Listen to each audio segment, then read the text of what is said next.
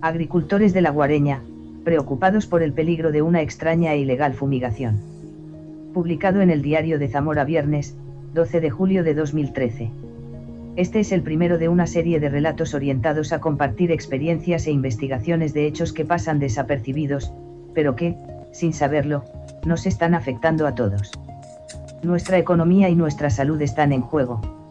El año pasado, por estas fechas, varios agricultores de La Guareña, visitando sus tierras, observaron unas partículas que brillaban mucho, percatándose de que todas las parcelas en esa zona presentaban el mismo problema. Estaba claro que habían caído del cielo. Las hojas de los cultivos, incluidas las viñas, estaban taladradas y secas, muchas tenían aún incrustadas las partículas brillantes.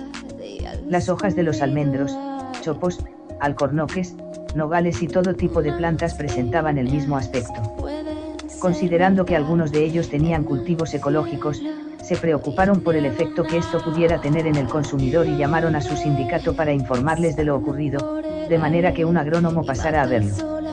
Efectivamente, un ingeniero lo investigó, pero dijo no tener respuestas y se llevó una muestra para analizar.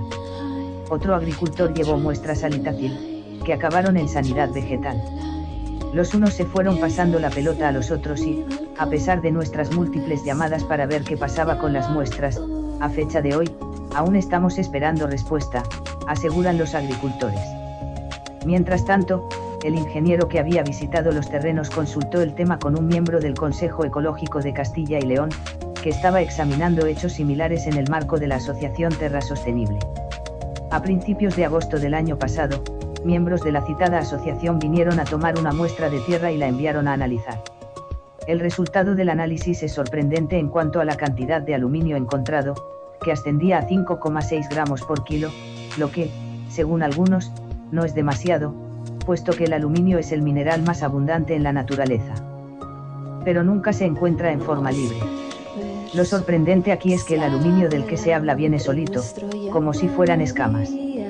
Si esas escamas caían del cielo es que alguien las echaba. Fue entonces cuando varios de los agricultores concedieron más atención a ese enorme trasiego de aviones que cruzan casi a diario los cielos de Zamora, dejando unas estelas con forma de red de pescador que se van dispersando a lo ancho y cubriendo el cielo con un velo blanco, a veces tan tupido que oculta el azul. Casi siempre pasan antes de que se esté preparando para llover. Curiosamente, han observado que las nubes de lluvia desaparecen con el paso de los aviones fumigadores. ¿Pero qué aviones son esos y por qué hacen lo que hacen? Muchos creíamos que eran rastros de vuelos comerciales. Las normas de aviación no permiten ese tipo de trazados en el tráfico aéreo.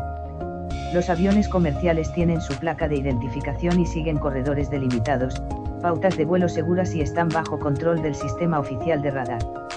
Estos aviones no tienen placa de identificación, sus pautas de vuelo son casi de colisión, hacen extraños giros en el espacio para volver sobre su ruta y escapan al sistema oficial de radar.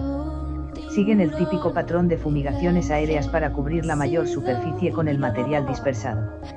Algunos de esos aviones son de Emirates, otros son aviones como el que aparece en la foto, y otros son militares. Un bosque de El Maderal se está secando, a causa de las fumigaciones. Publicado en el Diario de Zamora viernes, 19 de julio de 2013. Desde hace un año, decenas de aviones civiles y militares sobrevuelan la provincia intensamente, dejando unas estelas en forma de red que cubre el azul del cielo de un denso velo blanco en varias horas, pero pocos nos hemos preguntado qué es lo que hacen y por qué. Pero ahora, por si fuera poco el aluminio, están dispersando fibras, una especie de tela de araña de distinto grosor que nada tiene que ver con ella. Los hilos son mucho más brillantes y lo cubren todo. Nuestros trigales y bosques de pinos están copados. Esto nos hace preguntarnos qué más nos están echando encima que ignoramos. Se habla de que arrojan también nanomateriales. Los nanomateriales son materiales de un tamaño tan reducido que el ojo no puede captarlos. Explicar por qué lo hacen será objeto de los artículos siguientes. Lo que nos interesa ahora es saber cómo afecta al medio ambiente y a las personas lo que están haciendo. Somos testigos de cómo el pinar de El Maderal se está secando al cabo de un año, cómo los alcornocales de más de 200 años se están muriendo, los almendros, nogales y, en general, todos los árboles se están secando. Este año se han tenido problemas enormes con las cosechas de trigo, igualmente. La estrecha relación que existe entre el medio ambiente y la salud, dice la Asociación Terra Sostenible, está íntimamente ligada, reflejándose esto en todas las políticas de la Unión Europea, en las constituciones de los países democráticos, y en la Declaración Universal de los Derechos Humanos. De manera que, si esto ocurre en la naturaleza de nuestro entorno, las personas no nos libramos. De hecho, cada vez hay más gente con alergias extrañas o con afecciones que no se explican. Tras las fumigaciones, la gente se siente extremadamente cansada, irritada, con dolor de garganta y de cabeza. En algunos casos, se produce fiebre y tos con mucho moco. Estudios científicos asocian también el aluminio con el Alzheimer y en nuestra zona vemos con impotencia y desesperanza el aumento de personas con esta enfermedad cada vez más jóvenes. Todo esto nos lleva a preguntarnos si los zamoranos somos cobayas de experimentos que ignoramos.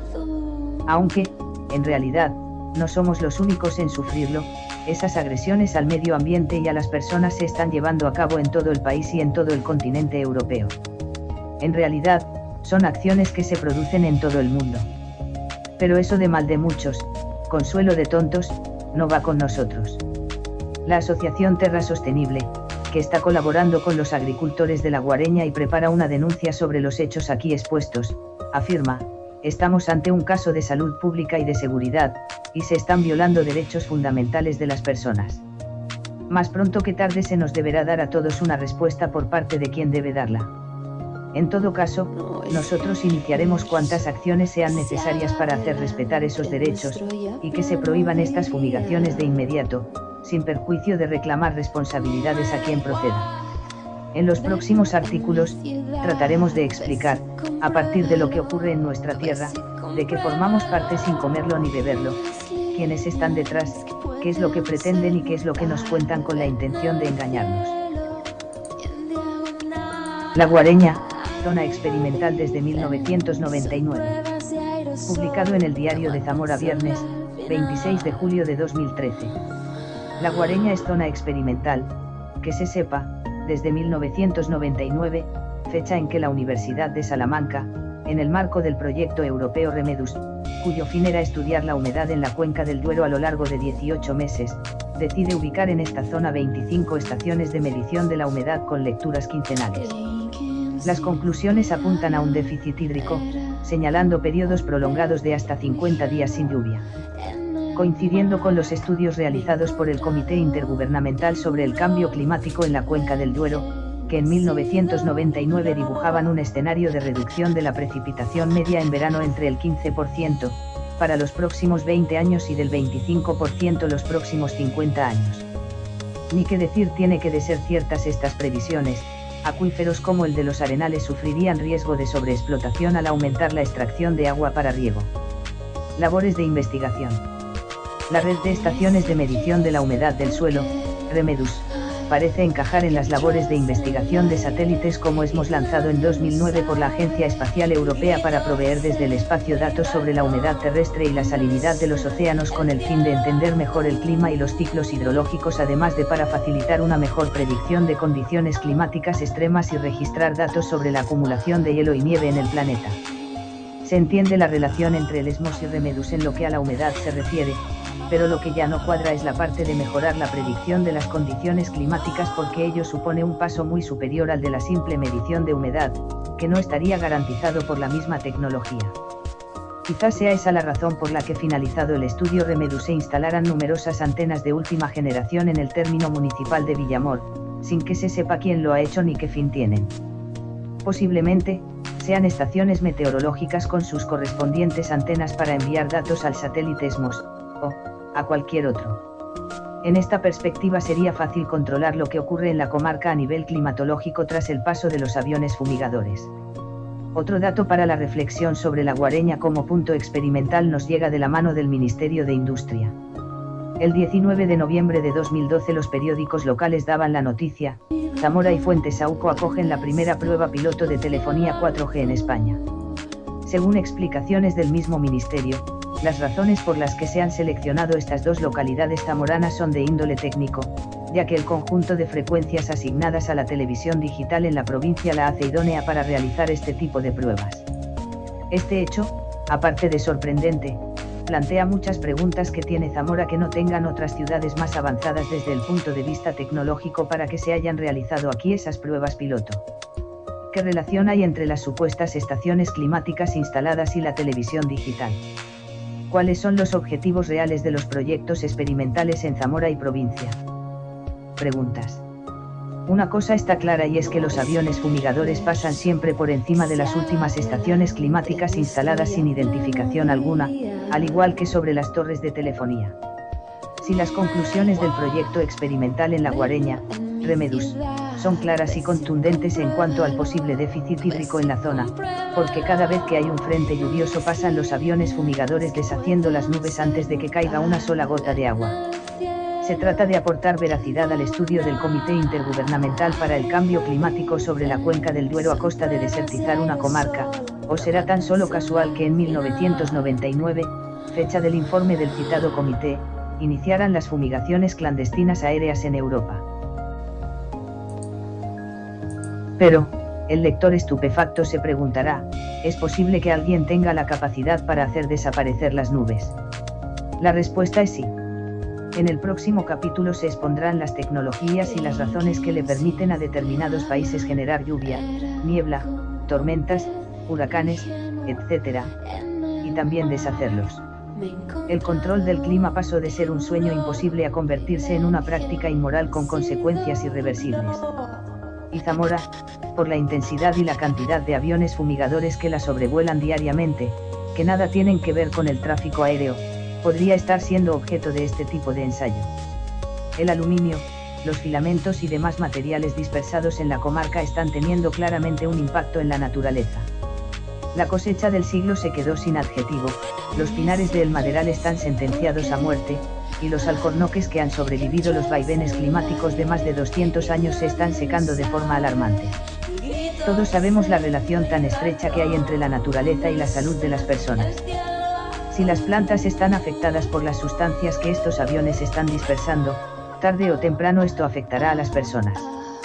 Vistas las consecuencias de estas agresiones medioambientales para la salud pública, la Asociación Terra Sostenible y agricultores de la zona, presentaron una denuncia al Seprona el pasado viernes 19 de julio en la esperanza de que se abra una investigación detallada para pedir responsabilidades a quien proceda, y poner fin a estos hechos delictivos. Los hechos denunciados no pueden desvincularse de la política, dicen los denunciantes. Ningún avión puede surcar el espacio aéreo de un país sin autorización competente. Y como decía Franklin D. Roosevelt, 32º presidente de los Estados Unidos de 1933 a 1945, en política nada es casual. Si algo sucede, estad seguros de que se planeó así.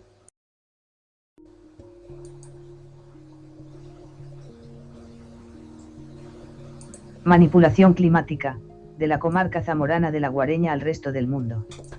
Publicado en el Diario de Zamora martes, 06 de agosto de 2013. En artículos anteriores se han expuesto hechos insólitos que afectan nuestras vidas desde la economía a la salud, como las fumigaciones clandestinas aéreas de nuestros cielos desde hace más de un año, denunciados formalmente al Seprona el pasado 19 de julio por Terra Sostenible y vecinos de la comarca. El origen de estos hechos estaría en operaciones de manipulación climática. Para la gente de a pie, que bastante tiene con superar el día a día, estas cosas podrán sonar a ciencia ficción. Pero no por ignorar o rechazar lo que ocurre a nuestro alrededor resulta menos cierto. Y la realidad es que, mientras la mayor parte de los mortales estamos enfrascados buenamente en nuestra digna supervivencia, hay otros que no cesan en su afán de controlar el mundo al precio que sea. Existe mejor forma de dominio del planeta que controlar el mismísimo epicentro de la vida, como es el clima. Controlar el clima supone tener el poder para abrir o cerrar el grifo del mundo. En otras palabras, significa tener el control de los sistemas hídricos y agrícolas del mundo, es, en definitiva, tener el poder para decidir quién va a sobrevivir y quién no. Manipular el clima para su control exige la capacidad de generar niebla, nubes, lluvias, diluvios, tormentas así como la eliminación de las mismas, pudiendo inducir sequías prolongadas que destruyen los sistemas hídricos y agrícolas de los países, condenando a su población a la muerte por hambruna. Estas actividades se han aplicado en guerras como la de Vietnam por los Estados Unidos. Y, por su capacidad de devastación, fueron prohibidas por las Naciones Unidas en 1977. Esta locura tecnológica ya tiene nombre, se llama geoingeniería. La definición de geoingeniería es la manipulación deliberada del clima a escala global. Dicha manipulación se está vendiendo a la sociedad civil como un mal necesario para combatir el calentamiento global, supuestamente producido por el exceso de CO2 en la atmósfera. No hay más que escuchar el reiterativo discurso de los principales medios de comunicación, al servicio del poder. Pero la realidad es bien diferente. La geoingeniería es básicamente un proyecto militar puesto en marcha desde 1940, imaginado por uno de los padres de la bomba atómica, Edward Teller. Y, como bien se imaginará el lector, los Estados Unidos, que no firmaron el protocolo de Kioto, negándose a la reducción de las emisiones globales de CO2, están a la cabeza de esta lucha por el control climático. Este país no renunciará a un arma que le dará la supremacía sobre los recursos vitales del planeta, por un convenio que firmó a remolque en 1980.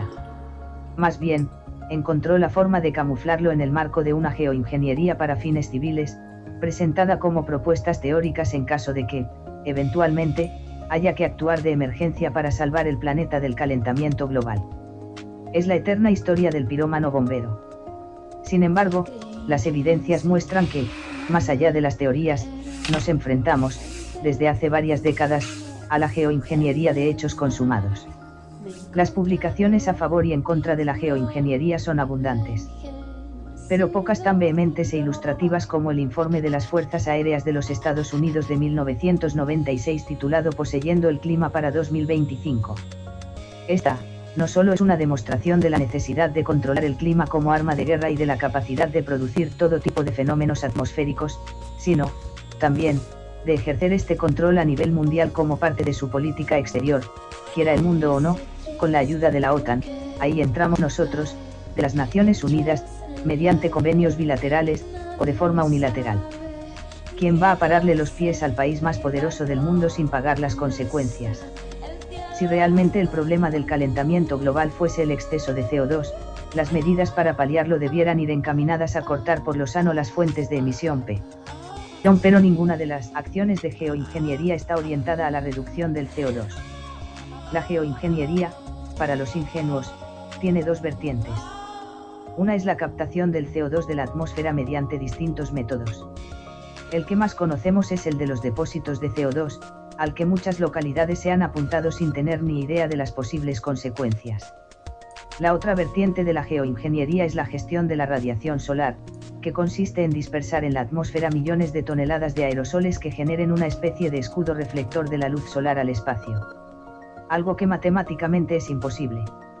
Entre esos materiales figura el óxido de aluminio que encontramos en nuestras tierras o sencillamente en las baldosas de nuestras calles. El impacto en la salud de respirar estos aerosoles es incuestionable, aunque a nadie parezca importarle. Otras consecuencias son la disminución en un 22% de la radiación solar. Un golpe terrible para las empresas de generación solar, además del recientemente asestado por el ministro de Industria. El oscurecimiento del globo es tal que, a veces, en muchas ciudades europeas, las farolas de las calles tienen que iluminarse a media mañana, como en San Remo. Esta reducción solar afecta, igualmente, a la fotosíntesis de las plantas. Y la carencia de vitamina D en personas y animales es una tendencia que se confirma en todo el mundo. Lo más retorcido de la historia es que el coste de 10.000 euros barra hora de cada avión fumigador lo pagamos todos los ciudadanos con nuestros impuestos. Los venenos, que también pagamos, se facturan aparte. Ya que pagamos el daño infligido, tendremos derecho a plantear algunas preguntas de cajón. ¿En qué ha consistido la negociación con los distintos gobiernos europeos ante una situación que viene impuesta por los Estados Unidos? A cambio de que les estamos financiando el experimento de control climático con fines bélicos a los americanos en contra del interés general nacional. ¿Qué precio tiene el silencio de cada gobierno europeo ante sus propios representados negando que estos hechos estén ocurriendo? ¿Qué precio le han puesto a la salud, la seguridad y la integridad de los europeos? ¿Dónde quedan la soberanía nacional, la representación política, el deber protector del ejército para con los ciudadanos y dónde queda la dignidad? ¿Por qué en parlamentos como el griego y el italiano se han hecho más de 15 preguntas al respecto y en el español ninguna?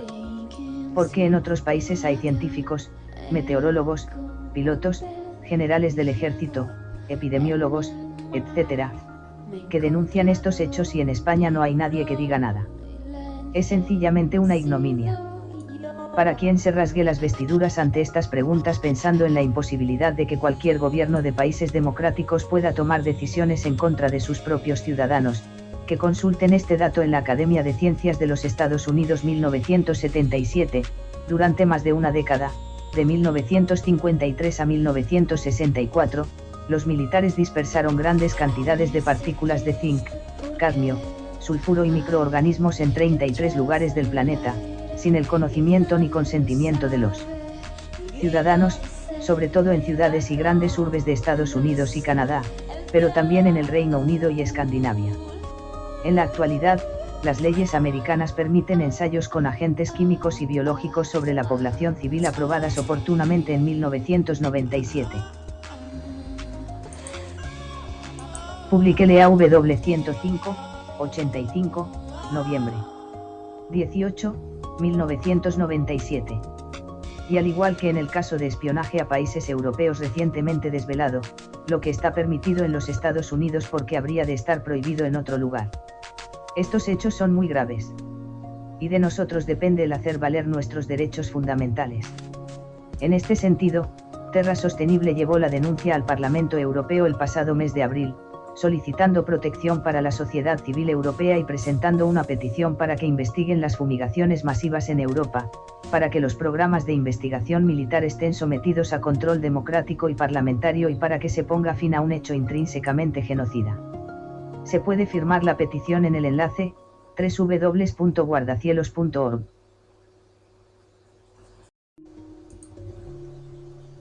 Geoingeniería, Medio Ambiente y Salud Pública en la comarca de La Guareña. Publicado en el Diario de Zamora viernes, 16 de agosto de 2013. Por Josefina Fraile. Rodeados de una naturaleza herida de muerte, como consecuencia de las fumigaciones de la geoingeniería, sería de necios pensar que nosotros podríamos salir indemnes. Y, en efecto, no podemos. Los programas de ingeniería climática en el mundo con fines militares, exigen la dispersión de miles de toneladas de aerosoles tóxicos en la atmósfera, con consecuencias graves, no solo para el medio ambiente, sino también para los animales y las personas. Y quienes hacen la vista gorda ante semejantes agresiones son igual de responsables que quienes las llevan a cabo. No se trata aquí de generar alarma, sino de estar informados, de recordar que tenemos derechos y de exigir su respeto. El pretendido escudo solar, a base de partículas que reflecten la radiación solar al espacio, bajo la excusa de paliar un supuesto calentamiento global, tiene como primer efecto reducir la luz solar que alcanza la corteza terrestre. Sin luz, no hay vida posible en la Tierra. Uno de nuestros principales macronutrientes son los fotones. Los ojos y el hipotálamo son los principales suministradores de luz a nuestro cuerpo, junto a los alimentos que tomamos y que, a su vez, se han nutrido de fotones en el proceso de fotosíntesis. El Dr. Weston Price, autor de Nutrición y Degeneración Física, afirma que una alimentación deficiente causa personas con deficiencias.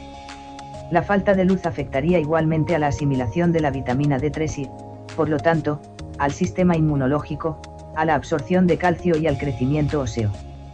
La luz ayuda a prevenir la osteoporosis, la osteoartritis, y la depresión, entre otras cosas. Los análisis de agua, tierra y aire realizados a lo largo y ancho del planeta por ciudadanos de a pie para conocer el impacto de las fumigaciones de sus cielos en el medio ambiente y en la salud, muestran elementos comunes, entre los que destacan dosis altamente inusuales de sales metálicas de aluminio, bario, estroncio, arsénico, pero también titanio, zinc, níquel, uranio, litio, y cadmio. Trataremos brevemente, en este artículo, el impacto del aluminio, del bario y de los filamentos tipo tela de araña, en la salud de las personas, para no abrumar al lector. Si técnicos, responsables públicos, políticos, investigadores, medios de comunicación, etc., miran para otro lado mientras todo esto sucede aquí y ahora, es obvio que la sociedad civil depende de sí misma para su defensa. En esta tarea, no nos sacarán de dudas, en cuanto a la toxicidad de los citados elementos, las enciclopedias de salud y trabajo, con sus dosis admitidas y protocolos de toxicidad opacos y caducos. Ni tan siquiera nos sacarán de dudas las recomendaciones de la Organización Mundial de la Salud, cuya imparcialidad por la presión de los lobbies corporativos, especialmente químicos y farmacéuticos, para aumentar el umbral de exposición y de tolerancia, es cuestionada permanentemente. La toxicidad admitida finalmente parece estar más en relación con los intereses de una determinada industria en un determinado país que con lo que realmente suceda al medio ambiente y a las personas. La historia de la medicina del trabajo está plagada de ejemplos y de víctimas de intereses corporativos obscenos. Pero una cosa es la exposición de trabajadores en un lugar de trabajo a un elemento que puede ser tóxico y medible, o como consecuencia de accidentes técnicos o humanos, y otra la involuntaria exposición de la ciudadanía a sustancias y dosis desconocidas, constantes, fuera de todo control y medida, sin su conocimiento ni consentimiento, como es el caso de las fumigaciones clandestinas aéreas, realizadas de forma deliberada sobre poblaciones enteras. Es ya el mundo un campo de concentración experimental sin fronteras. Los estudios epidemiológicos que cuestionan la verdad oficial, tan pronto como son publicados se ponen en duda para generar controversia y así seguir controlando el marco legislativo a favor de la correspondiente industria.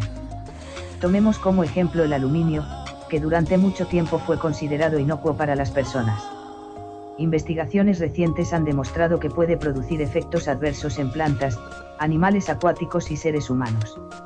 Numerosos estudios epidemiológicos y experimentales han sugerido una posible conexión entre la neurotoxicidad producida por aluminio y la enfermedad de Alzheimer. Evidentemente, la asociación del aluminio se hila al paso para negarla mayor. Aunque esta relación todavía es motivo de controversia, no se puede ignorar la participación de la intoxicación alumínica en el desarrollo de severas manifestaciones neurológicas, ya que, con independencia de la vía de ingestión, el aluminio parece acumularse en el cerebro. Fuente: Laboratorio de Análisis Biológicos, Departamento de Química Biológica, Facultad de Ciencias Exactas y Naturales, Universidad de Buenos Aires. La Organización Mundial de la Salud sitúa la ingesta diaria de aluminio en 7 mg por kilo de peso corporal. Lo cierto es que estas cifras se refieren al aluminio ingerido a través de los alimentos procesados, el agua, los cosméticos, la bollería industrial, los utensilios de cocina y los medicamentos, sobre todo los antiácidos. Pero, ¿cuál es la acumulación permanente en el cuerpo del óxido de aluminio o del bario que flota en el aire ambiente incluso en forma de nanopartículas como consecuencia de las fumigaciones de la geoingeniería, y cuáles son sus efectos? El Dr. Russell L. Blaylock, reconocido neurocirujano independiente, que no acepta subvenciones de la industria farmacéutica, afirma que las partículas de nanoaluminio penetran por las vías olfativas y la sangre, y ocasionan enfermedades neurodegenerativas como el Alzheimer y el Parkinson, pero también ocasionan asma, edemas y enfermedades pulmonares. Los primeros síntomas de acumulación de aluminio son la fatiga y dolor de cabeza. La inocuidad del bario también ha sido rebatida. Según investigadores médicos, inhibe las células de los linfocitos, que componen parte del sistema inmunitario, y, entre otras cosas, vacía el organismo de potasio. La intoxicación por bario puede producir problemas respiratorios, aumentar la tensión, provocar arritmias, debilidad muscular, neurodegeneración, problemas de riñón y de corazón, entre otros. Otro de los contaminantes aparecidos en nuestros suelos es una especie de tela de araña sintética con nanotecnología incorporada que parece causar una enfermedad denominada Morgellons, caracterizada en apariencia por lesiones cutáneas que resisten a la curación y de las que emanan fibras, aunque su alcance va mucho más allá. El Instituto Carnicon en Santa Fe ha centrado toda su actividad en la investigación de esta enfermedad relacionada con las fumigaciones de geoingeniería y bioingeniería los últimos 10 años. Es la única institución en su género, y sus conclusiones, a fecha de hoy, son como mínimo preocupantes. Riesgos potenciales. Esta forma de filamento parece ser única en muchos aspectos, por su estructura interna y externa y su resistencia a la descomposición química. Se nutre del hierro y de los procesos metabólicos de las proteínas, reduciendo el oxígeno disponible en el cuerpo. Puesto que este material presenta riesgos potenciales, es esencial que estos filamentos sean analizados adecuadamente para valorar el impacto en el medio ambiente y en la salud. Pero agencias gubernamentales, como la Agencia de Protección Ambiental en los Estados Unidos, han rechazado su análisis reiteradamente. Porque http://www.carnicominstitute.org Este es un breve esbozo de los riesgos que la población corre todos los días con los programas de geoingeniería y bioingeniería. Nosotros sabemos que su impacto en la salud de las personas es real. Casualmente, los servicios de urgencias de Zamora y Salamanca los días de fumigación intensiva, están copados. Es cuestión de cotejar datos. A título informativo, el British Medical Journal publicó el 12 de agosto el curioso caso de las 600 muertes semanales por encima de la norma. Esta noticia, recogida por el periódico italiano Il Corriere, ilustra que a lo largo del último año y medio una significativa incidencia en la subida de decesos entre los mayores de 65 años en muchos países europeos, como consecuencia de cánceres, enfermedades respiratorias, del sistema nervioso, de los órganos sensoriales y trastornos psíquicos y comportamentales, aunque todavía se desconozcan las causas. En esta situación, la responsabilidad civil de los estados en términos de compensación de daños a las personas y al medio ambiente es incalculable. Y la penal también. Los gobiernos de los países donde se están llevando a cabo estos programas saben que es muy difícil establecer la relación causa-efecto de algo que se niega que esté ocurriendo. Pero pronto llegará el día en que lo tengan que admitir porque, como dijo el presidente americano Lincoln, no se puede engañar a todos todo el tiempo. Ese día deberá hacerse un nuevo proceso Nuremberg de tribunales civiles contra todos los estados implicados por crímenes contra la humanidad. Mientras llega ese momento, la salud pública es un derecho y un bien jurídico que hay que defender a ultranza. Y si las instituciones que supuestamente deben defendernos, como el Estado y el Ejército, son aquellas de las que debemos protegernos, el cuerpo médico y judicial deberá ejercer su labor de denuncia y tutela de la ciudadanía. Los ciudadanos víctimas de experimentos químicos y biológicos realizados durante más de una década en Estados Unidos, Canadá, Reino Unido y Escandinavia, no pudieron defenderse porque ignoraban que sus propios gobiernos los estaban envenenando. Tendrán nuestros bisnietos que descubrir dentro de 40 años la ignominia de que sus antepasados fueron víctimas de experimentos involuntarios contra su vida sin que nadie lo impidiera. La respuesta depende de nosotros. Porque, a diferencia de aquellos pobres americanos, canadienses, ingleses y escandinavos, nosotros sí lo sabemos. En el próximo artículo se explicarán las razones por las que se dispersan aerosoles de aluminio y bario en nuestra atmósfera, aunque no será fácil de explicar ni de entender, ya que el control militar del espacio exige controlar la ionosfera donde se juega el dominio de las comunicaciones terrestres y satélites. 23 de agosto de 2013. Por Josefina Fraile. Hemos ido descubriendo que las estelas que cubren los cielos de la provincia, dejadas por aviones civiles y militares, son tóxicas y forman parte de un programa de modificación climática. En el sector militar, la lógica de la guerra y del poder implica el control de los recursos clave para vencer al enemigo. En esta perspectiva, el reto bélico del siglo XX fue el control del espacio, incluido el dominio del clima y de las comunicaciones. A lo largo de los artículos gentilmente publicados por el Día de Zamora todos los viernes desde el 19 de julio, el lector ha descubierto que las estelas que cubren los cielos de la provincia, dejadas por aviones civiles y militares, son tóxicas y que forman parte de un programa de modificación climática destinado no tanto a paliar un dudoso calentamiento global como a controlar el clima con fines militares en el marco de la OTAN. Pero no solo el clima.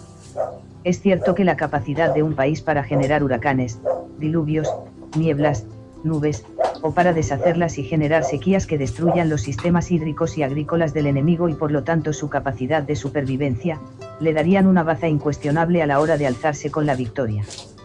Pero el colofón, lo que verdaderamente le daría el dominio total del planeta, el señorío mundial, sería tener además el control de las comunicaciones terrestres y satelitales. La capacidad para cortar al enemigo, real o imaginado, además del grifo del agua, el canal de comunicación interna y externa, significaría el aislamiento completo, la derrota total y en muchos casos el exterminio. Si ya es inimaginable creer que un país haya podido alimentar la perversión del poder hasta el punto de pretender poseer el clima terrestre con fines bélicos para tener el control sobre los recursos hídricos del planeta, que tenga la tecnología para ello, que la haya utilizado documentalmente, y que además la esté poniendo en marcha a escala global aquí y ahora, como podremos imaginar las pobres gentes que somos, el control de las comunicaciones terrestres y satélites. ¿Dónde está ese grifo para que nos lo puedan cerrar también? La sede de las ondas que permiten la transmisión de las comunicaciones civiles y militares de alta frecuencia, terrestres y espaciales, incluidos los sistemas de vigilancia como la detección de misiles, es la ionosfera. Esta región de la atmósfera se sitúa entre los 60 y los 500 kilómetros, dependiendo de autores. Y consiste en capas de partículas de carga eléctrica libre que transmiten, refractan y reflectan ondas de radio, permitiendo que esas ondas puedan transmitirse a grandes distancias alrededor del globo. Pero las propiedades ionosféricas cambian permanentemente, reduciendo la fiabilidad de las comunicaciones terrestres y espaciales que dependen de la reflexión o transmisión ionosférica, sobre todo AFNIO. Por lo tanto, nada mejor que crear una ionosfera artificial para controlar todas esas variables. En el informe de las Fuerzas Aéreas Americanas Poseyendo el Clima para 2025 bajo el título Dominio de las comunicaciones vía modificación ionosférica, se explica que la generación de una ionosfera artificial sería útil para el control integral de comunicaciones amigas y enemigas.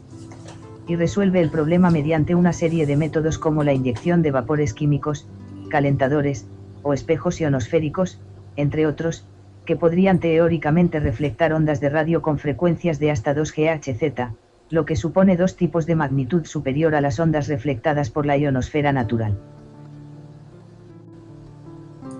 A nosotros simples mortales todo esto se nos escapa. Pero ¿cómo son? ¿Dónde están esos calentadores ionosféricos de los que hablan y qué efecto tienen en la Tierra?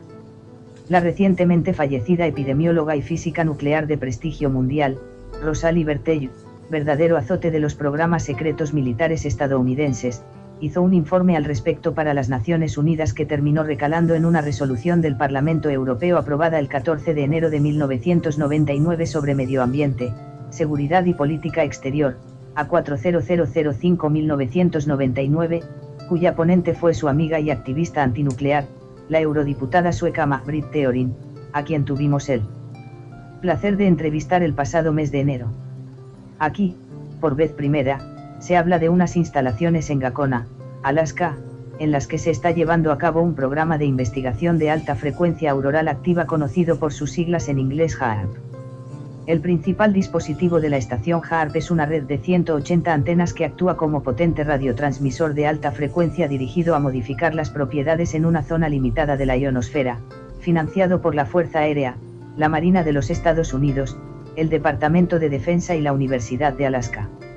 Esta estación, que se activó en 1993, costó $250 millones hasta 2008, que se financiaron con dinero público. Al parecer fue la respuesta americana cuando, tras el fin de la Guerra Fría en el 89, se descubrió la superioridad rusa en este campo que 10 años antes había logrado una instalación, Sura, 50 veces más potente que HAARP, 180 MW frente a 3,6 MW. Desde entonces se han construido decenas de instalaciones semejantes dispersas por el mundo. La estación europea, EISCAT, en Noruega, cumple el mismo objetivo. La doctora Bertell definió HAARP en ese informe como un sistema de armas destructor del clima fuera de todo marco legal. Un asunto de envergadura global que supone una grave amenaza contra el medio ambiente con un impacto incalculable para la vida humana. Y propuso que se llevase a cabo una investigación independiente por el STOA. Aunque esta agencia no parece tan independiente como era de esperar, pues hoy es una fiel defensora de la geoingeniería. Rosalie alertó en ese mismo informe que el HAARP afectaría a la resonancia Schumann del espectro radioeléctrico de la Tierra, que se corresponde con la frecuencia de la onda cerebral alfa, pudiendo provocar graves alteraciones en la salud mental de las personas. En esta óptica de control planetario del clima y de las comunicaciones desde la ionosfera está prevista la creación de una red climatológica global de origen civil y militar con un ancho de banda enorme que, a través de sensores mejorados en tierra, mar, aire y en el espacio, y mediante un sistema computarizado avanzado, ofrecería predicciones meteorológicas en tiempo real, reales o virtuales. Esa red, está claro, aportará acceso a los centros de predicción alrededor del mundo, ofreciendo predicciones a la carta. En otras palabras, nos encontramos ante la creación de un monopolio de control climático e informativo. Esto deja imaginar que quien no comulga con estas prácticas ni participa en estos programas pueden ver cerrados los dos grifos de la subsistencia, el del agua y el de las comunicaciones.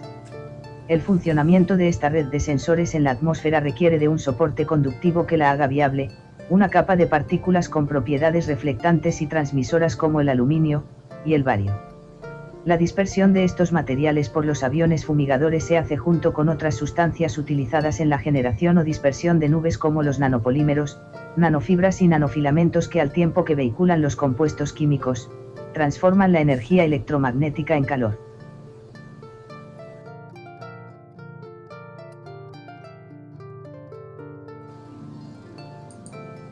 El informe 2025 explica que a la hora de generar un clima artificial la nanotecnología ofrece posibilidades inmensas.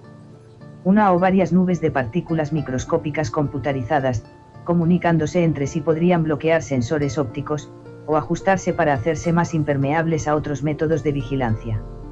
Lo que sugiere que las fibras que están dispersando en nuestros campos y sobre nuestras cabezas, que penetran en nuestros cuerpos, pudieran estar dotadas de inteligencia artificial para lograr un objetivo que desconocemos.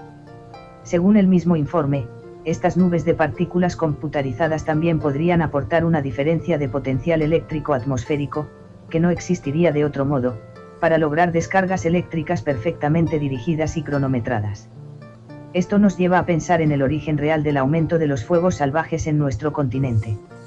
Solo en Siberia en agosto de 2012 ardieron 30 millones de hectáreas.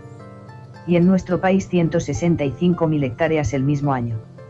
El famoso informe remata la faena al afirmar que una de las mayores ventajas de usar un clima simulado para lograr un determinado efecto es que, contrariamente a otros enfoques, este hace que lo que se podría considerar resultado de acciones deliberadas aparezca como consecuencias de fenómenos naturales. Y señala que además es relativamente barato de hacer. De acuerdo con J. Storsholm, un científico en la Universidad de Rutgers, Jersey, que llevó a cabo una investigación en nanotecnología, parece que los costes de producción de estas nanopartículas podría ser el mismo que para medio kilo de patatas. Sencillamente no hay palabras para expresar el desprecio por estas prácticas, por quienes las idean, por quienes las ejecutan, y por quienes las permiten. No hay palabras para expresar el horror, la indefensión y la impotencia de ser víctimas obligadas. Sentimos que la realidad supera la ficción. Estamos en pleno rodaje de una película de terror sobre nuestro propio destino con un mal final. La trama es clásica, la codicia de unos países y ejércitos que aspiran a controlar la Tierra, y de unos científicos sin escrúpulos que juegan a aprendices de brujos con los matraces de la vida, alterando el orden natural de los sistemas terrestres en nombre de un bien común cuya tutela nadie les ha atribuido. Pero, ¿quiénes son ellos? Ya nos lo advirtió el general y presidente de los Estados Unidos Eisenhower en su discurso de despedida al Congreso: debemos cuidarnos de la influencia, deliberada o no, del entramado militar industrial en los consejos de gobierno. El potencial para la nefasta escalada de poder fuera de lugar existe y persistirá. Uno de los apóstoles de la geoingeniería, David Cade, afirma sin un atisbo de rubor, que en este asunto habrá ganadores y perdedores, pero que de todas formas el riesgo no lo pagaremos nosotros sino nuestros nietos. Si la geoingeniería es una forma de terrorismo ambiental, este señor debiera ser encarcelado por apología terrorista sin más tardar. Pero como ya sabemos quiénes somos los perdedores, en el próximo artículo hablaremos de quiénes son los ganadores de esta gran infamia. Perdedores y ganadores de la geoingeniería. Viernes, 30 de agosto de 2013 por Josefina Fraile, Terra Sostenible. Desde el inicio de esta serie de artículos hemos afirmado que la geoingeniería global no solo contamina nuestro aire, nuestro agua, nuestras tierras y nuestros cultivos, minando nuestra salud, sino que es la causa principal del cambio climático. La versión oficial de que la geoingeniería global es una herramienta para mitigar la temperatura del planeta pretende ocultar el verdadero carácter militar de estos programas para evadir las leyes que prohíben el uso del clima como arma. Nos encontramos ante la vulgar inversión de la ley causa-efecto, la imposición del mal en nombre del bien común, la vieja historia del bombero pirómano. ¿Por qué no se abre un debate público en un tema de tanta gravedad? No se abre un debate público porque ese debate lo tienen perdido los promotores de tales aberraciones. La sociedad civil rechaza de plano que el hombre juegue a aprendiz de brujo con sus vidas y se dedique a experimentos de modificar el clima sin más. A falta de debate y mientras se genera un marco legal favorable, o la debida gobernanza, se impone y normaliza la geoingeniería en la sociedad, a través de la educación desde primaria a la universidad, desinformando y adoctrinando a profesores, alumnos e investigadores por igual con la excusa del cambio climático. El programa GLOBE, suscrito por más de 200 centros educativos en España, es un ejemplo. Pero también se normaliza esta actividad a través de los servicios meteorológicos nacionales, verdaderas máquinas de desinformación a la americana, la publicidad, el cine, los videojuegos, etc. Así, los niños que hoy tienen 10 años no habrán conocido un cielo natural, libre de los efectos de la geoingeniería. Un ejemplo vergonzante de esta manipulación es la edición de un nuevo Atlas de las Nubes, originalmente editado por la Organización Mundial de Meteorología en 1975. La nueva edición ha fichado nuevas nubes y no ha dudado en cambiar la nomenclatura de las mismas usando nombres latinos para darle más caché. Conmemorando semejante desfachatez con un sello. ¿Cómo es posible que los nuevos fichajes, tan poco discretos ellos, hayan podido pasar desapercibidos cuando se hizo el Atlas original? Quienes niegan que estos hechos estén sucediendo, bien por ignorancia o porque crean las explicaciones oficiales, bien porque el cambio climático se haya convertido en su modus vivendi, o bien por mala fe, alegan que si todo esto fuera cierto, también afectarían a quienes promueven estos programas, y no van a ser tan tontos. En primer lugar, si estos programas fueran tan estupendos para la humanidad, como se pretende hacer creer, no serían secretos. En segundo lugar, el interés común en una democracia es incompatible con la falta de información y de consentimiento por el común, que somos los ciudadanos. Y, por último, es ilícito confundir el interés común con el interés de un gobierno o de un grupo financiero.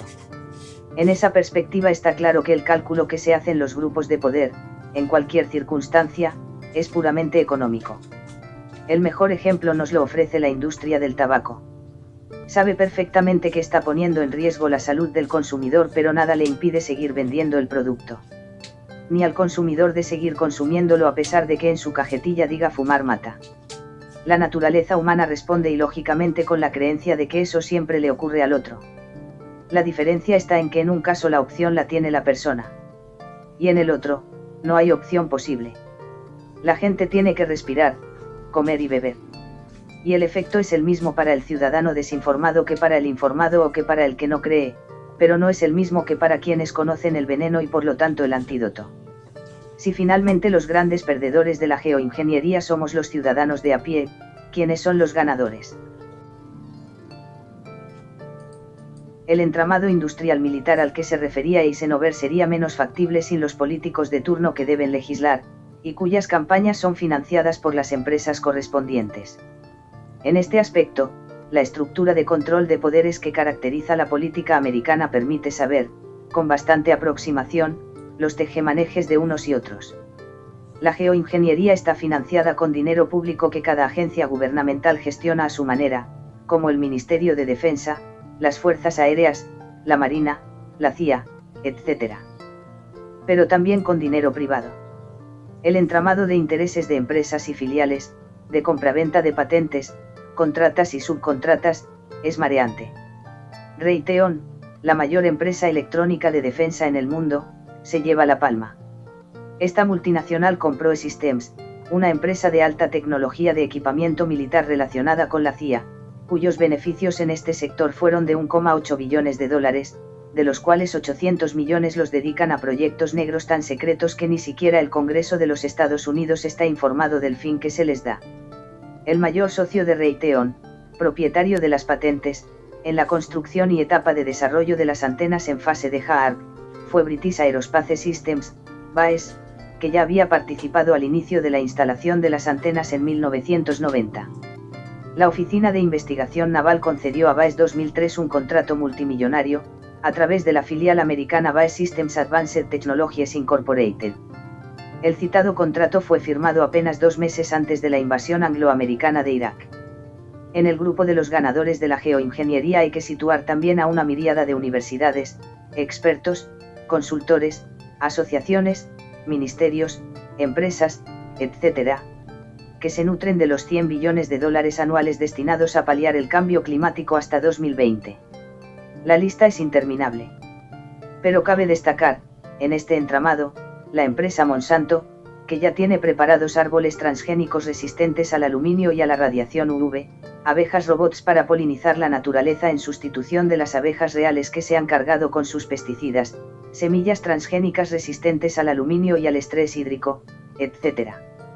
En adición, esta multinacional de la destrucción de la naturaleza, que tanto apoyo ha recibido por parte de los gobiernos en nuestro país, ha conseguido el mejor regalo posible.